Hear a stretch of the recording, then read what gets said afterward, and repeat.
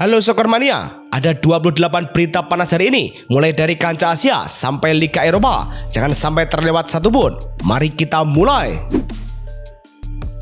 Kita mulai berita pertama dari kancah Asia.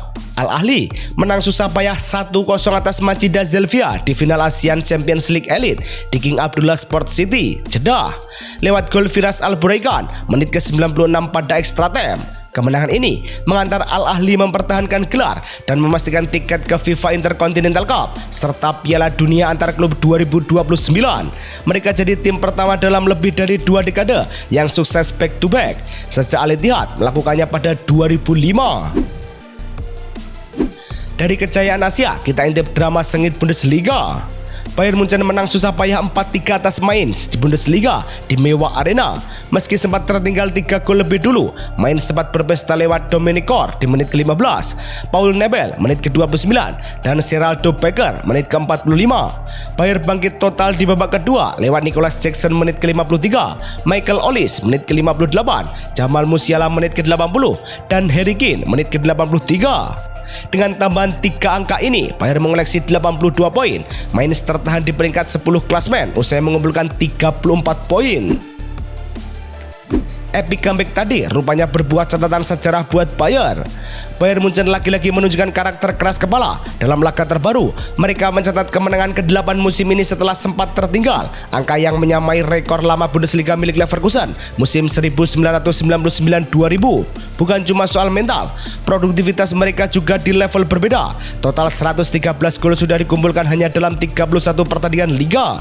Dengan 3 laga tersisa, angka itu masih bisa naik. Di bawah Vincent Kompany, Bayern terus menemukan cara baru untuk menang. Tajamnya lini serang Bayern tak lepas dari peran Harry Kane. Harry Kane lagi ada di level yang beda. Mesin gol Bayern ini memimpin daftar top skor Bundesliga dengan 33 gol. Juga jadi yang paling tajam di DFB Pokal lewat 7 gol. Di Liga Champions, dia masih nempel di papan atas dengan 12 gol. Data statistik Eropa bahkan menempatkannya sebagai pemuncak perburuan sepatu emas dan top skor keseluruhan musim dengan 53 gol. Kalau melihat ritmenya sekarang, ini terasa seperti puncak performa terbaik Kane sepanjang karirnya. Geser ke Prancis, ada PSG yang tampil begitu perkasa. PSG tampil dominan saat menang 3-0 di markas Angers Stade Raymond Kopa dalam lanjutan Ligue 1. Lee Kang-in membuka keunggulan cepat di menit ke-8, lalu Seny Mayulu menggandakan skor pada menit ke-39. Sebelum Lucas Beraldo ikut mencatatkan nama di menit ke-52, keunggulan mereka tak goyah sampai akhir laga. Hasil ini membawa PSG kukuh di puncak dengan perolehan 69 poin, sedangkan Angers menghuni posisi 13 dengan 34 poin. Masih di Ligue 1, ada kisah kebangkitan Ansu Fati. Karir Ansu Fati sempat terasa mandek setelah berkali-kali diganggu cedera dan gagal konsisten, termasuk saat dipinjamkan ke Brighton dan di era Hansi Flick di Barcelona. Perlahan, arah ceritanya berubah di Monaco. Ia mulai menemukan ritme, mencetak 10 gol dari 26 laga dan bermain lebih tajam di area kotak penalti tanpa kehilangan fleksibilitasnya. Laporan LQP dan Diario Sport menyebut Monaco siap menebusnya 11 juta euro. Rutinitas sederhana, ngopi lalu latihan jadi fondasi barunya. Dari Monaco, mari kita lihat hasil positif AS Roma. AS Roma menang 2-0 saat bertandang ke Renato Dall'Ara dalam lanjutan Serie A. Tim asuhan Gianpiero Gasperini tampil efektif dan terbilang dominan dalam memanfaatkan momentum. Daniel Malen membuka keunggulan cepat di menit ke-7. Lalu Neil Ainoui menggandakan skor di injury time babak pertama. Hingga peluit akhir, Roma tetap rapi menjaga keunggulan tanpa kebobolan. Tambahan 3 poin membuat Roma duduk di urutan kelima klasmen sementara dengan 61 poin. Bologna ada di urutan ke-8 dengan 48 poin. Sosok Daniel Malen memang jadi kunci kemenangan Roma semalam.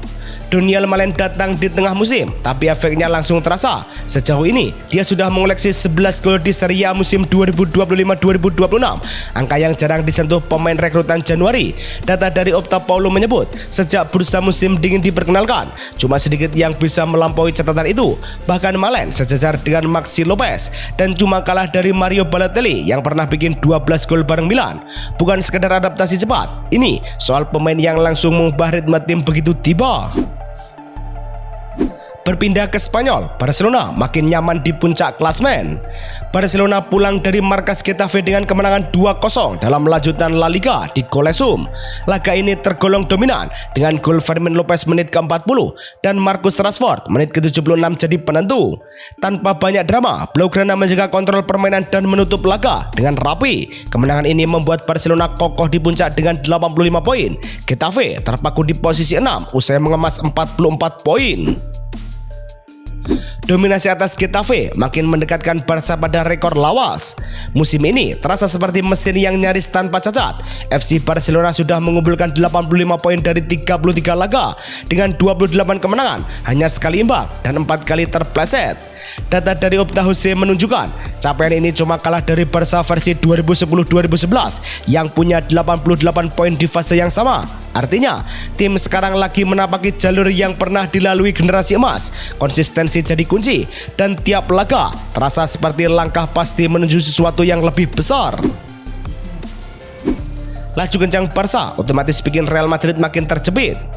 Jarak yang makin lebar bikin persaingan La Liga terasa miring. Barcelona terus melaju, sementara Real Madrid mulai kehabisan ruang buat salah. Keunggulan 11 poin sekarang jadi penentu arah. Dilansir berbagai laporan jelang pekan krusial, skenario-nya sederhana. Kalau Barca menang di kandang Osasuna dan Madrid gagal menang lawan Espanyol, semuanya selesai lebih cepat. Selisih bakal tak terkejar. Bahkan tanpa itu, opsi lain masih terbuka, termasuk hasil imbang di El Clasico. Di tengah kejayaan Barca, Lewandowski juga catatkan milestone gila. Di usia yang sudah melewati puncak banyak striker, Robert Lewandowski justru menulis angka spesial di La Liga. Ia kini terlibat dalam 100 gol, 81 gol dan 19 assist, sebuah pencapaian yang terasa makin berat nilainya karena datang saat usianya 37 tahun lebih. Data Opta Jose menggarisbawahi, tidak ada pemain di abad ini yang mencapai angka itu setua dirinya. Ini bukan sekedar statistik, tapi bukti bagaimana naluri, positioning, dan konsistensi bisa menantang logika umur di level tertinggi. Masih dari La Liga, drama 5 gol pecah di Metropolitano. Atletico Madrid menang susah payah 3-2 atas Athletic Bilbao di Stadion Metropolitano. Bilbao sempat unggul lewat Aitor Paredes menit ke-23 sebelum Antoine Griezmann menit ke-49 dan Alexander Sørloth menit ke-54 dan menit ke-90 lebih membalikkan keadaan untuk tuan rumah. Gorka Guruzeta di menit ke-90+3 memperkecil skor di detik akhir, bikin laga tetap panas sampai peluit panjang. Atletico tetap di posisi 4 dengan 60 poin, menjaga jarak zona Liga Champions, sedangkan Athletic Bilbao di peringkat 9 usai mengoleksi 41 poin. Bicara soal pemain tajam, nasib Rashford di Barca mulai dibicarakan. Perjalanan Marcus Rashford di Barcelona belum sepenuhnya pasti meski performanya lagi naik. Ia sempat butuh waktu buat nyetel, tapi pelan-pelan mulai klop dengan ritme tim. Musim ini, ia sudah kumpulkan 13 gol dan 13 assist, termasuk gol ke Getafe akhir pekan lalu. Menurut Fabrizio Romano, Rashford ingin lanjut dan yakin musim depan bisa lebih tajam. Namun keputusan tetap di tangan klub. Barca masih hitung-hitungan jelang bursa panas. Sementara itu, kabar kurang enak datang dari Kylian Mbappe. Langkah Kylian Mbappe mendadak terhenti di menit akhir saat Real Madrid ditahan Real Betis 1-1. Ia minta diganti, lalu langsung masuk ruang ganti. Sinyal yang bikin was-was. Pemeriksaan awal lewat USG, menurut laporan klub, memberi tanda cukup positif, tapi Madrid belum mau berspekulasi. MRI dijadwalkan untuk memastikan kondisi hamstringnya. Indikasi awal mengarah ke strain ringan. Waktu jadi faktor krusial, apalagi jadwal padat menunggu. Dengan 24 gol musim ini, absennya Mbappe bisa mengubah banyak hal. Derita Madrid bertambah setelah Eder Militao dipastikan absen lama. Cedera itu datang lagi di tempat yang sama dan kali ini lebih serius. Setelah sempat kambuh sejak Desember, hasil MRI memastikan Eder Militao harus naik meja operasi karena masalah otot biceps femoris di kaki kiri. Seperti dilaporkan Diario AS, musimnya selesai. Bahkan peluang tampil di Piala Dunia 2026 ikut lenyap. Madrid sebenarnya punya opsi tanpa operasi, tapi resiko kambuh terlalu besar. Dengan absennya 4-5 bulan, lini belakang makin tipis. Badai cedera dan hasil hambar bikin Madrid mulai berburu pelatih. Musim La Liga berakhir hambar bukan karena kualitas pemain tiba-tiba hilang, tapi arah tim terasa kabur. Dewan klub menilai skuad masih elit, hanya butuh figur yang bisa mengendalikan ruang ganti dan tekanan besar. Laporan Diario AS menyebut dua kriteria utama, kepemimpinan dan kepribadian. Nama seperti Klopp, Pochettino hingga Hunes masuk radar dengan karakter berbeda. Madrid tampaknya ingin kembali ke era pelatih tegas ala Zidane. Mereka tak buru-buru meski Arbeloa hampir pasti pergi. Terbang ke Inggris, Fulham sukses menjinakkan perlawanan Aston Villa. Fulham menang susah payah 1-0 atas Aston Villa di Craven Cottage dalam lanjutan Premier League. Satu-satunya gol lahir lewat Ryan Sessegnon di menit ke-45 yang memanfaatkan bola muntah. Sepanjang laga, kedua tim saling mengancam, namun penyelesaian akhir Villa tak cukup tajam untuk membalas. Berkat hasil ini, Aston Villa berada di posisi kelima klasemen Premier League dengan 58 poin, sedangkan Fulham berada di posisi ke-10 dengan 48 poin. Walau kalah, kiper Villa Emiliano Martinez tetap catatkan rekor. Emiliano Martinez pelan tapi pasti menorehkan jejak langka di Premier League. Menurut data Squawka, ia kini sudah mencapai 250 penampilan untuk satu klub, angka yang cuma disentuh sedikit kiper Amerika Selatan. Di depannya ada Ederson dengan 372 laga dan Alisson Becker di 332. Ini bukan sekedar soal durasi, tapi konsistensi menjaga level di liga paling keras. Martinez mungkin tak selalu jadi sorotan, tapi catatan ini menempatkannya di kelas yang sama dengan dua nama top tersebut. Masih dari Premier League, Spurs akhirnya amankan poin krusial.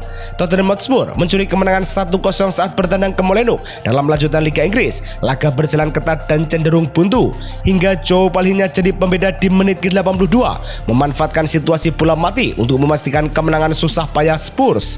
Hasil ini menjaga napas Spurs dalam perburuan selamat dari degradasi. Meski masih tertahan di posisi 18 dengan selisih 2 poin dari zona aman, Wolves sudah pasti turun kasta karena baru meraih 17 poin dengan 4 laga tersisa.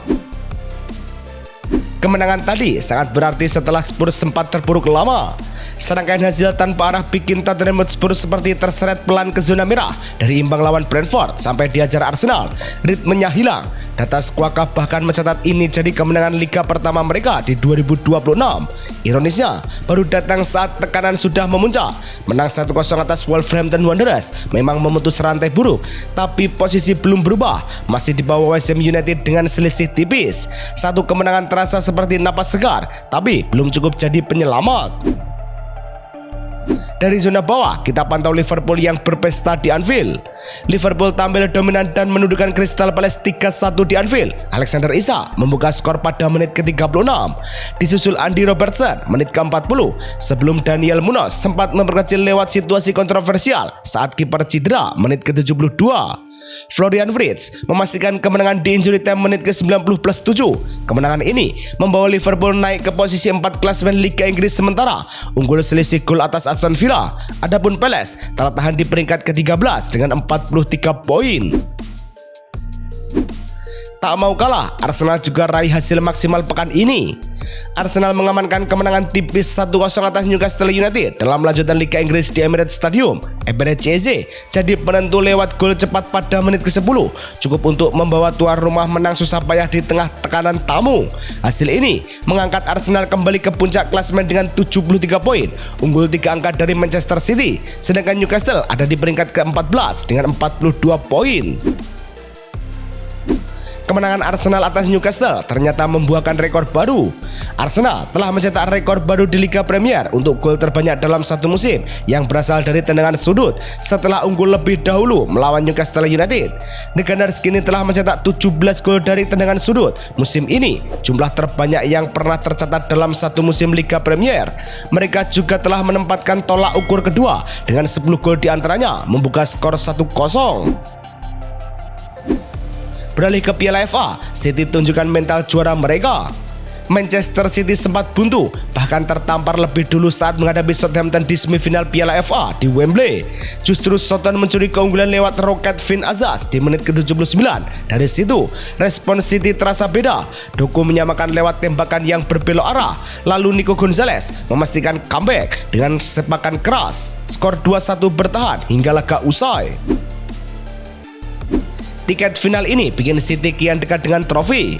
Manchester City kembali menulis cerita yang sulit ditiru. 4 musim beruntun, mereka selalu sampai ke final Piala FA, sebuah rekor baru dalam sejarah kompetisi, seperti dicatat Squawka dari juara di 2022-2023, lalu 2 kali jadi runner-up. Kini, mereka punya 1 kesempatan lagi untuk menutup siklus dengan manis. Tim asuhan Pep Guardiola tinggal selangkah dari kemungkinan meraih double trofi domestik untuk kedua kalinya. Konsistensi ini bukan kebetulan, tapi hasil dari sistem yang terus bekerja tanpa banyak goyah. Dominasi City di ajang ini memang identik dengan Guardiola. Semenjak Pep Guardiola datang musim 2016-2017, Manchester City seperti punya hubungan khusus dengan Piala FA. Bukan cuma sering menang, tapi juga tampil konsisten di setiap fase. Data yang dirangkum Squawka menunjukkan City mengoleksi 45 kemenangan, mencetak 159 gol, dan mencetak 28 clean sheet. Semuanya jadi yang terbanyak di periode itu. Yang paling terasa, mereka juga 5 kali menembus final. Ini bukan sekedar dominasi angka, tapi bukti bagaimana identitas permainan Pep benar-benar menempel di kompetisi ini. Menutup berita, ada kabar haru dari Mohamed Salah di Liverpool. Langkah Mohamed Salah tiba-tiba terhenti di tengah laga saat Liverpool menghadapi Crystal Palace. Ia memegangi hamstring, lalu diganti di babak kedua sambil menepuk seluruh sisi Anfield. Gestur yang terasa berbeda. Laporan Paul Joyce dari The Times menyebut, Salah akan menjalani pemindaian untuk memastikan cedera. Dengan kontrak berakhir musim panas ini dan waktu kompetisi tinggal 4 pekan, muncul dugaan itu jadi penampilan terakhirnya. Kalau benar, ini bukan sekedar cedera, tapi penutup era. Itu tadi 28 berita untuk hari ini. Menurut Skormania, mana yang paling mengejutkan? Yuk diskusi di kolom komentar. Jangan lupa like dan juga subscribe. Sampai jumpa besok.